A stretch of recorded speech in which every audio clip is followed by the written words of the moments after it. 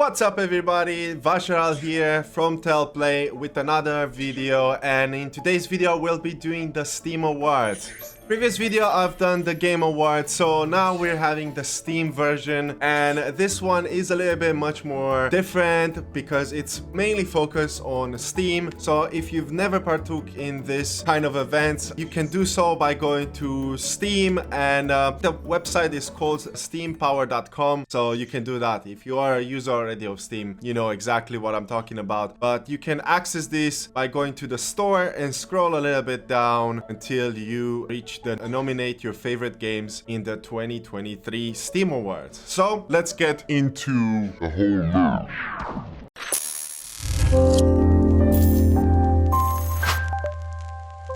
I'm gonna start from the bottom like I've done previously. So I'll go from the least interesting one up to the Game of the Year. So that's a little bit much more interesting. So the first one is Sit Back and Relax Award. This game is the antidote to a busy day. It's smooth, it's relaxing, and lets your worries melt away. This game is your moment of zen. So let's see what we have here. Obviously, we can nominate games that I played, or I could nominate something that other people consider as being a zen kind of game. And looking through a couple of games here that I've as well accessed, I had a couple of them that I could say that are relaxing, but for me, I would say City Skylines 2 is probably the most relaxing one. I get to chill and just not worry about anything really. Another game that I played, and hold on, I'm gonna go to my list to check all the games that I played this year and have a look for them. Another one would be Arise. I really had a fun time, and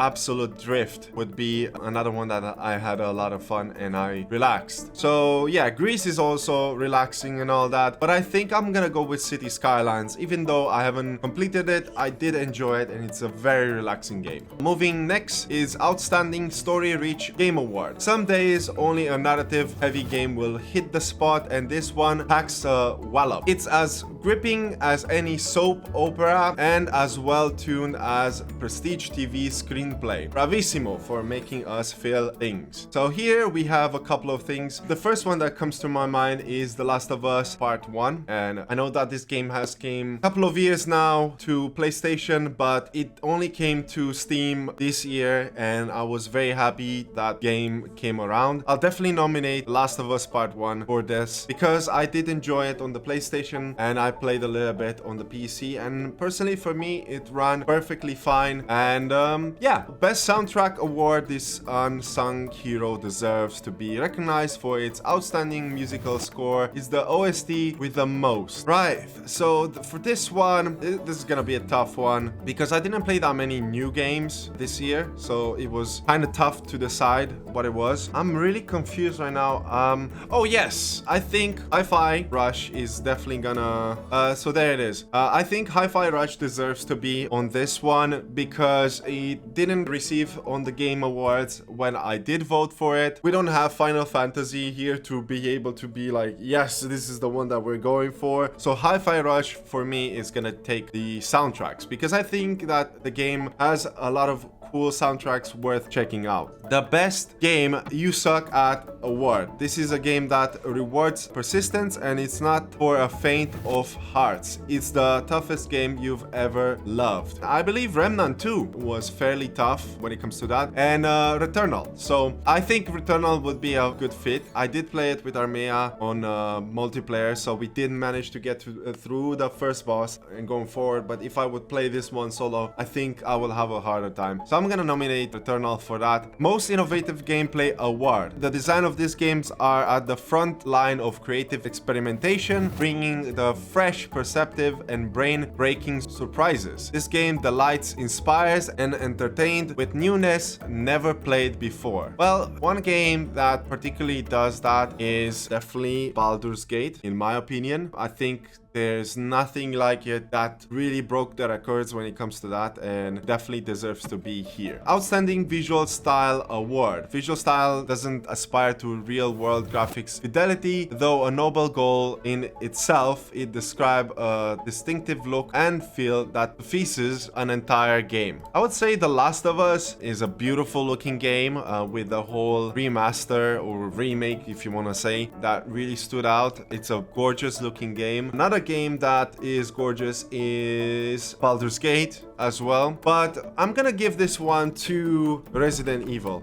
I think it looks gorgeous. It's a very beautiful looking remake, and I think it's worth being mentioned out there. Better with Friends Award. There are some games out there that just aren't the same when you play by yourself. Maybe you need to have a friend to watch your back. Maybe you need to have a friend that you can stab in their back. Either way, fun things are waiting for those other friends to together play this game. So yeah, the only game that comes to mind for me is Remnant. I did enjoy playing this a little bit, and I think it's super fun to play this one together. Returnal is as well a very fun game to play together. The Division 2 as well, it's a fun game. Best game on Steam Deck award. This game was so good you wanted to take it everywhere, so you grabbed your Steam Deck and did. Luckily, everything that made it endlessly playable at your desk got even better on the go. So for me, this game is quite obvious. Halls of Torment. I really enjoyed this game. Did make a review for this one, so if you were interested in that and if you enjoy some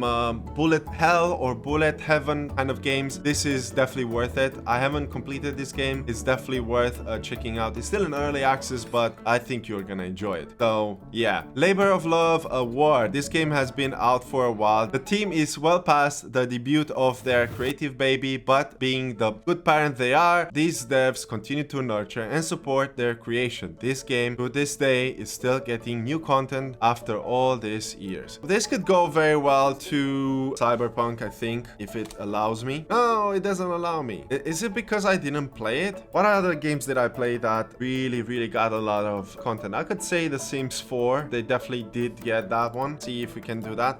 The Sims 4, yes. They continue to pump out new DLCs. The game has been out for a while. Now it's free to play. So yeah, it's definitely something that I think deserves to be on this one because it continues to deliver on content. We have rumors of maybe a Sims 5 that is in production that eventually is gonna come out, but by then we're gonna have a pack full of games. So yeah, The Sims 4 is gonna take the cake for me. The VR Games of the Year award. The VR isn't merely masquerading as regular reality. This game improves on reality, taking advantages of the medium of VR and pushing the boundaries of the virtual realm. So I don't play at all VR games because I don't have a VR headset, unfortunately. I would love to play, it's just that I never got the chance to play. I would definitely love to play Half-Life Alyx and a couple of others on the VR, but who knows, maybe someday I will do that. So unfortunately I cannot because I'm not eligible for this one, so I'm gonna skip this category. And the last one, the Game Award or the Game of the Year, or maybe it was in immersive gameplay, or it's a gripping story, it's well crafted characters, immaculate design, or addictive multiplayer. Whatever the reason, the winner of this year, the Game Awards, is an instant classic. So for me, clearly what's gonna be here is gonna be Baldur's Gate. So yeah, pretty much that's my pick. So once again, to recap, Game of the Year award goes to Baldur's Gate. VR I had to skip because I couldn't go for it. Labor of Love award goes to The Sims 4. Best game on the Steam Deck award goes to Halls of Torment. Better with Friends award goes to Remnant. Outstanding Visual Style award goes to Resident Evil 4. Most Innovative Gameplay award goes to Baldur's Gate. Best Game You Suck At award is Returnal. Best Soundtrack award goes to Hi-Fi Rush. Outstanding Story-Rich Game award goes to The Last of Us Part 1. And Sit Back and Relax award goes to City Skylines 2. I'm honestly quite happy with this list. I think I would probably change a couple of things where it comes to maybe outstanding visuals and stuff like that. There's so many good looking games this year, but I think Resident Evil deserves to be mentioned over here. I think we could go as well to mention Jedi Survivor as well, would be a very good pick. I think it looks gorgeous and it really stands out. If Alan Wake would have been on Steam, probably would have got that one as well. I'm not a horror type of player, so I do tend to avoid them, but realistically speaking, they're gorgeous looking games and I intend to play them. Another one would be The Last of Us remake. It would be on my list over here. So yeah, that's pretty much what it is. And that's all I wanted to make for today. Thank you very much for watching this video. I didn't want to make it too long. Hopefully you enjoyed the content. If you did, you can smash that like button. And if you're new to the channel or you've been seeing my content where I shared my votes with the Game Awards and wanted to see my Steam Awards and you haven't decided if you want to subscribe, well, you can definitely do so. It's very simple, it's free, and it helps this channel. So thank you so much. My name is Vashal, this is Fairplay. Unfortunately, Zira hasn't been making much noise, which I'm grateful, but I will see you when this recording is done. So I'll see you guys in the next one. Take care, stay safe, and happy gaming.